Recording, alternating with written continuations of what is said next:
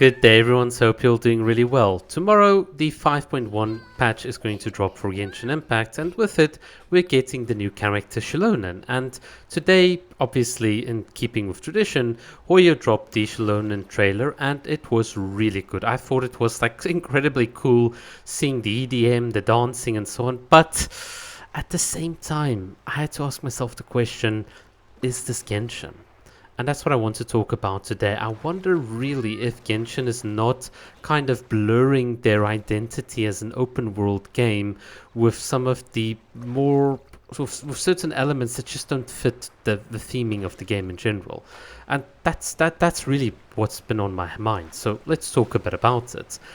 As you can see in the background, I'm surfing with Mualani on Watatsumi Island. Don't ask how I'm doing this, I'm just doing this for fun of it. But what is really crazy to me about replaying all the regions is that you kind of understand the style that Genshin went for.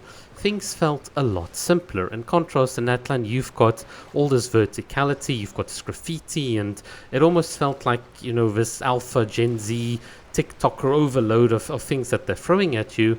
Whereas if you're here on Watatsumi Island, things are just so much slower.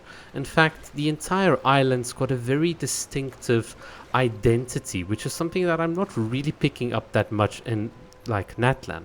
And this is where I want to tie it back to Xilonen, because when I looked at the Xilonen trailer, it was very obvious to me that they're trying to jam in too many things when it comes to trying to sell you the character. So for example, we see Xilonen being a DJ, and she's also a rapper, and she's a dancer, but at the same time she's really important in the lore because she can create all of these fancy modern inventions in Natlan, and she can forge ancient names. But then when you listen to her personality, it's not really punchy, it's not alive and vibrant to match the visuals that I'm seeing. In fact, I've got previous trailers where she just sits in a tree branch and relaxes, and a part of me just feels like, how can I characterize this character? What is her personality quirk that can make it easy for me to identify with her? And that, I think, is the problem I'm having. Hoyo is trying to do too much without giving us enough context to justify all of it.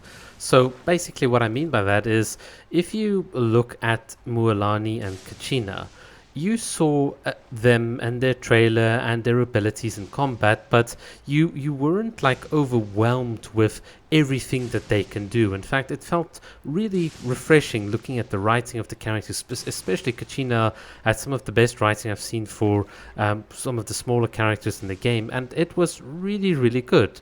It made the characters very memorable, but if you look at the entire marketing and how Hoyo marketed Kachina and Mualani, none of it was over the top, none of it felt really forced. It was almost like the game just naturally playing out, and that is what I love. That's when Genshin becomes at its best. But when it came to Xilonen, it really feels like I don't know this character, but somehow I should be enticed to spend money tomorrow on it, and it's just something about it rubs me the wrong way.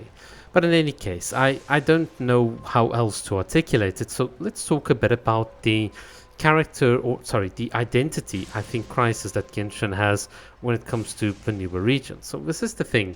Obviously, Natlan is very much more modern, you've got the graffiti, and it was very much in contrast to everyone's expectations of this nation of war, but that's not really the interesting part to me. What was interesting is that if a new player comes in and they play Mondstadt, they're gonna really be disappointed once they now skip to the teleport waypoint in Natlan, have a ton of fun, and then go back to Inazuma or to Liyue or to even to Sumeru and find that the game just feels like a few notches down to what they're used to. It's almost in a sense like you've started off with playing Pokemon X, Y, and Z, and then you go back to the original, I think, 1990s game Pokemon Red. It would just be like a shell shock to you, instead of having like started the other way around. So that's really what I'm trying to get at. And I think in a certain sense, it's almost like Genshin is lazy in terms of going back to the older regions and perhaps giving the models a bit of a facelift, or some of the environmental assets just a bit of an upgrade. It seems like they're very allergic to doing it. One of the only, I think, things that I will say in favor of what Genshin's done is the global illumination change that they brought in. It meant that, for instance, there's more light coming through, so that some of the heavily saturated colors that you, for instance, you can see in the background don't contrast too heavily with some of the shadows that you can see, especially like on the leaves of trees and so on. And that just meant that you don't get this blast of oversaturation, which can then feel really, really flat in certain lighting conditions, which, yeah, by the way, I love these kind of technical things, but it was a very, very good change. But I think Genshin can go further and really rework some of the older nations and characters, or at least give us some new dynamics to make the game feel more modern. Because in a certain sense, I'm getting this feeling that you've got this traditional Mondstadt, Inazuma, Liyue, and now suddenly you're jumping into a ZZZ kind of vibe here in Atlan, and God forbid, like Shiznaya's, everyone being in alien and spacesuits, and it almost feels like, in my mind, like if I have to put it, like conceptualize it, it almost feels like we have that type of contrast, and I don't know whether that's going to give you a consistent style or look and feel to Teyvat, and that is really the big problem.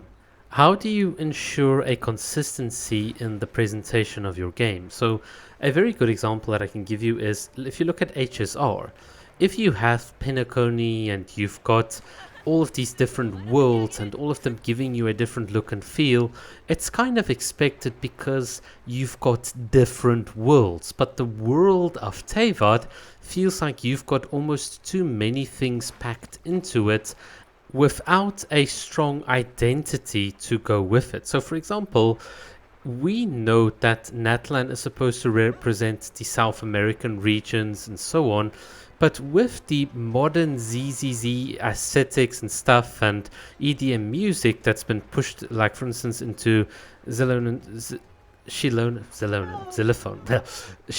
trailer, you almost kind of lose the regional aspects of the game. It's kind of lost, and that is where it almost feels like, what is Hoyo doing? So when I think back once again to Inazuma, I've got that beautiful Japanese music. Thematically, even though Kokomi is on Watatsumi Island, there are very strong motifs of the region that are still coming through, and I'm not losing it if I'm going through different characters. If I'm listening to an Ayato trailer or to a Kirara trailer, there is a consistency there. But here in Natlan, it almost felt like, you know what, let's just abandon it. We've got different tribes representing different regions, so that means we can experiment with different things. And it just feels like, well, is Natlan just some big conglomerate of regions that we're going to put together? And it's almost like you've got the opposite problem of like taking cultural inspiration. By taking too many cultural inspirations and mixing them,